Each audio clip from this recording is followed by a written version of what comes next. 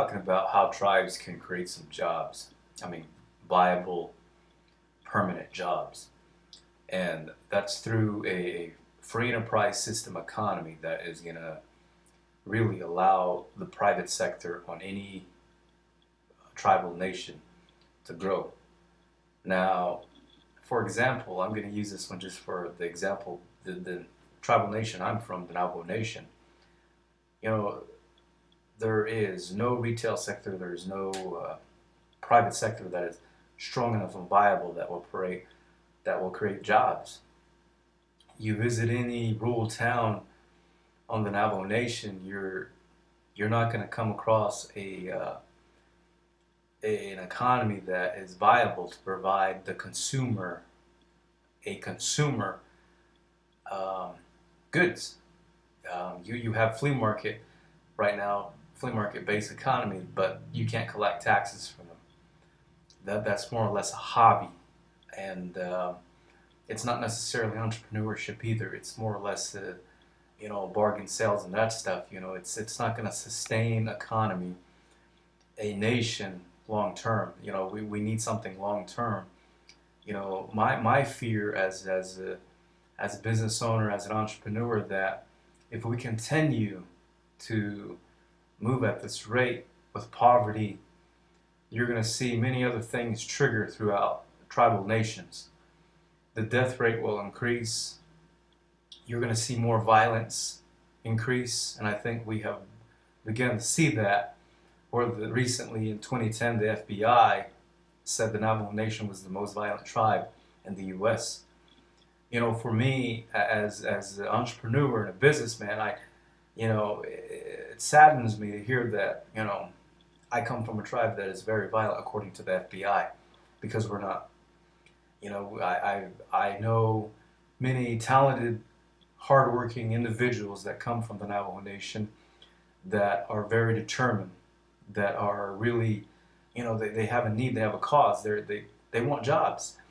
With my business, I travel throughout the Navajo Nation on a weekly basis, and I come across people who are looking for jobs, who wish that there was a local job for them to go to every day on a daily basis, but yet some of them have to drive 60 to over 100 miles to get to the nearest border town, which is Farmington, Gallup, or Flagstaff. Long term, this is not acceptable, and I hope that leaders in that region realize that these people they want to go to work.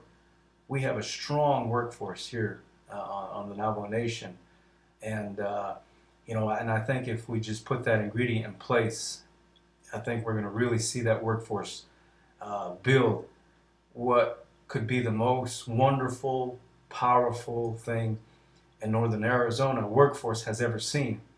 Because you need an economy that's going to create this cycle where, for example, if you have a retail sector, a strong retail sector, any consumer who spends money within that community, there's a tax-based system in place where those tax-based dollars will go back into the community.